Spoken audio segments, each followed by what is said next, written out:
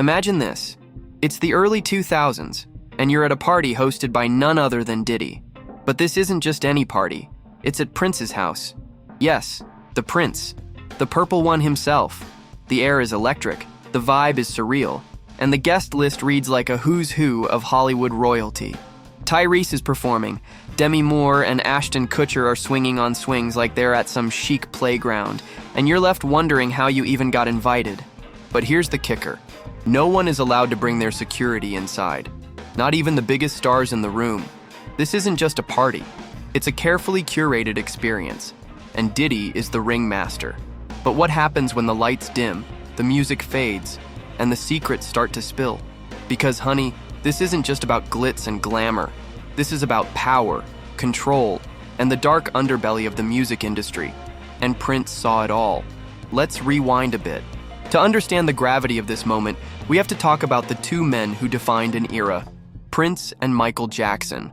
On the surface, they were rivals, two titans of music battling for the crown of pop royalty. But behind closed doors, their relationship was far more complicated. Contrary to popular belief, Prince and Michael weren't enemies. In fact, they were closer than anyone realized.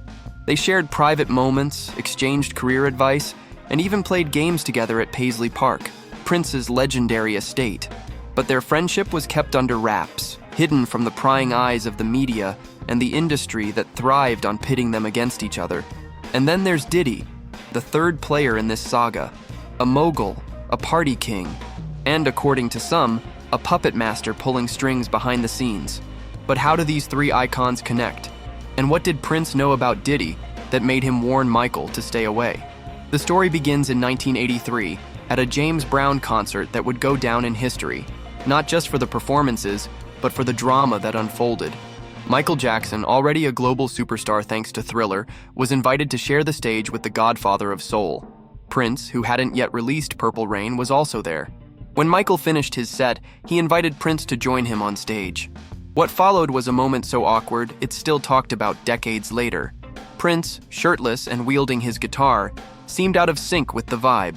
Then, in a bizarre twist, he mistook a prop for a lamppost and tumbled into the audience. It was a disaster, and Prince reportedly left the stage convinced that Michael had set him up. The media ran with the narrative of a feud, but the truth was far more nuanced.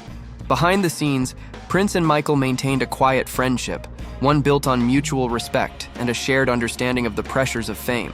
But as their careers evolved, so did the forces working against them, forces that Prince would later warn Michael about. Prince's own battles with the music industry are well documented. Signed to Warner Brothers at just 18, he quickly became one of their most valuable assets. But as his star rose, so did his desire for creative control. When Warner refused to let him own his masters, Prince famously changed his name to an unpronounceable symbol and appeared in public with the word slave written on his face. It was a bold statement, one that exposed the exploitative nature of the industry. And it wasn't just about music, it was about power. Prince knew how the game was played and he wasn't afraid to call it out. But while he was fighting his own battles, he was also keeping a close eye on Michael, who was navigating his own struggles with the machine. And then there was Diddy, the charismatic mogul who seemed to have it all, but at what cost? As Prince's career continued to soar, so did his distrust of the industry's power players. He wasn't just fighting for his own freedom, he was trying to protect others from the same fate. And one of those people was Michael Jackson. According to insiders, Prince didn't just advise Michael on creative decisions, he warned him about the people who could exploit him. And at the top of that list, Diddy. Yes, that Diddy.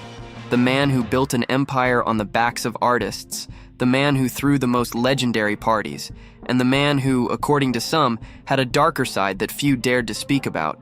But Prince knew, and he made sure Michael knew too. Let's talk about that infamous party at Prince's house.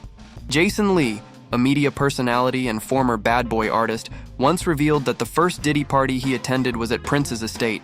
It was a star-studded affair, but something felt off. For one, no one was allowed to bring their own security, not even the biggest names in the room. This was unusual to say the least. But what really stood out was the vibe. There was an undercurrent of something darker, something that didn't sit right with Prince. After that night, Diddy never hosted another party at Prince's house, and the two were rarely seen together again. Coincidence? Maybe. But those who were there say it was more than that. It was a turning point, a moment when Prince realized just how deep the rabbit hole went. Diddy's rise to power is the stuff of legend. He built Bad Boy Records into a cultural phenomenon, launching the careers of artists like Notorious B.I.G., Mace, and Faith Evans. But behind the glitz and glamour, there were whispers of exploitation. Former Bad Boy artists have spoken out about unfair contracts, unpaid royalties, and a system that seemed designed to keep them in the dark. Diddy, for his part, has always denied these claims, but the stories persist, and Prince was well aware of them. He saw how the industry operated, how it chewed up artists and spit them out, and he knew that Diddy was just one piece of a much larger puzzle. Prince's warnings to Michael weren't just about Diddy, they were about the entire system. He knew that Michael, with his immense talent and global fame, was a target, and he wasn't wrong. Michael's battles with his record label, his struggles with the media, and his eventual downfall are all well documented. But what's less known is how much Prince tried to shield him from it. According to those close to both artists, Prince and Michael had a bond that went beyond music.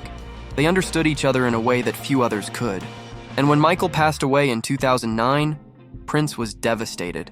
He canceled rehearsals, locked himself in his bedroom for days, and reportedly played Michael's music on repeat. It was a loss that hit him hard, not just as a fellow artist, but as a friend. But Prince's fight wasn't over. In the years leading up to his own death in 2016, he became increasingly vocal about the industry's exploitation of artists. He spoke out against record labels, streaming services, and the elites who controlled the game. And he wasn't just talking about himself. He was talking about everyone who had ever been cheated by the system. Even in his final days, Prince was still trying to protect others. He reportedly warned Michael about the dangers of working with people like Diddy and Jay-Z, two moguls who had built their empires on the backs of artists.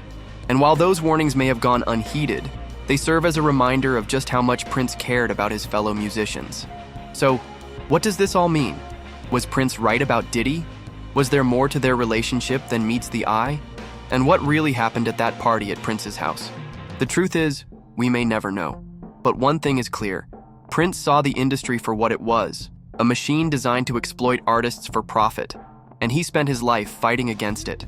As for Michael, his story is a tragic reminder of what can happen when the system wins. But through it all, Prince was there, trying to protect him, trying to warn him, and trying to make sure that his legacy would live on. What do you think? Was Prince right to warn Michael about Diddy? And do you believe there's more to the story than we know? Share your thoughts in the comments below. We want to hear from you.